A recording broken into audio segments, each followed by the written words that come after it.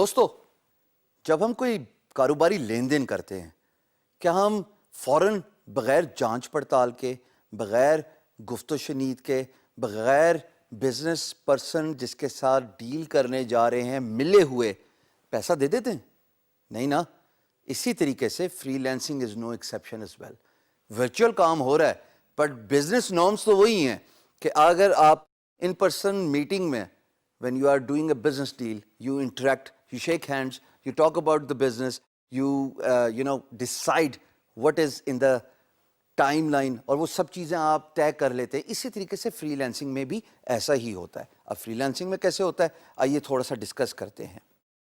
دیکھیے free lancing میں جب آپ پروجیکٹ اسکوپ، پہلے تو آپ کے لیے پروجیکٹ ایوارڈ کروانا بہت ضروری ہے. اگر آپ نے پروجیکٹ ایوارڈ کرا لیا یا اس سے پہلے والی ڈسکشن میں بھی بہت سارے فری لینسرز ایوارڈ کرنے سے پہلے بہت ساری جو کنفیوژنز ہوتی ہیں، جو مائل سٹونز ڈیلیوریبلز ہوتے ہیں ان کو فگر آؤٹ کرا لیتے ہیں، ان کو طے کروا لیتے ہیں. آپ بھی ایسے ہی کیجئے کہ جب آپ کو پروجیکٹ کا پی ایم بھی کھل جائے یعنی کہ میسج بورڈ کھل جائے تو آپ امپلائر کے ساتھ سب سے پہلا کام یہ کیجئے کہ آپ پروجیکٹ کا سکوپ طے کیجئے. یقین جانیے میں نے مار کھا کے سیکھا ہے دوستو، 15 سال کی مار، پریشانیاں، پیسہ لوز کر کے سیکھا ہے کہ اگر آپ پروجیکٹ کا سکوپ انیشیلی ڈیفائن نہیں کرتے آپ پروجیکٹ کے بیچ میں پیسہ لوز کرتے ہیں، اپنا ٹائم لوز کرتے ہیں، اور سب سے امپورٹنٹ بات آپ امپلائر بھی لوز کرتے ہیں، ایک پوٹینشیل امپلائر جو آپ کو بعد میں بہت زیادہ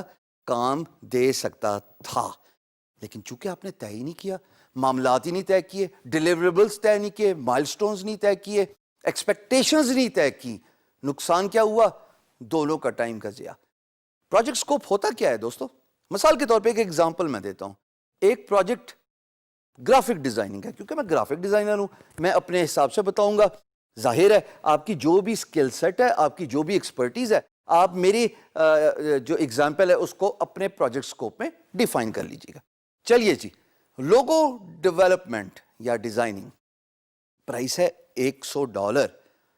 جب میں انیشل ڈسکشن کروں گا تو میں بتاؤں گا کہ جناب اتنا ٹائم مجھے لگے گا اس پروجیکٹ کو ختم کرنے میں. So the first and the foremost important thing is time it will take to complete the assignment. That is the first thing I need to decide with my employer.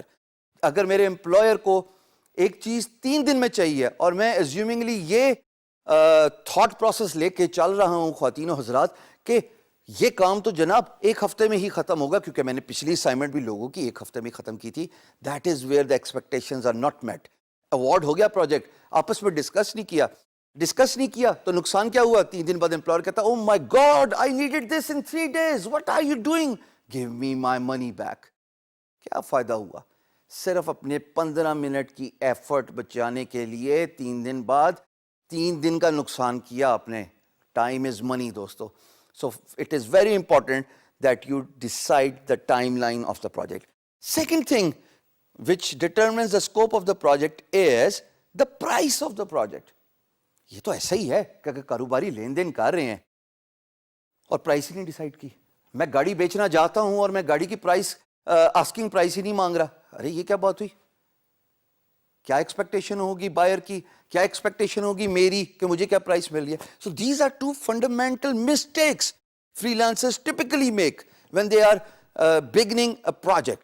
Scope determine کیجئے project کے start پہ، چاہے 1 ہفتہ لگ جائے scope کی determination میں. N ممکن ہے امپلائر وہ پرائس آپ کو دینے کے لیے تیار نہ ہو. اپنے رائٹ کے لیے فائٹ کیجئے، اپنی ویلیو پروپوزیشن اپنے امپلائر کو دیجئے، بتائیے کہ آپ کی کیا ورتھ ہے، بتائیے آپ کا پورٹ فولیو بول رہا ہے آپ کے اس پرائس کو ایگزیکٹلی ڈٹرمن کرنے میں، اس پرائس کو جسٹیفائی کرنے میں. So this is very important to decide the project scope in the very beginning of the project in order to avoid any pain down the road.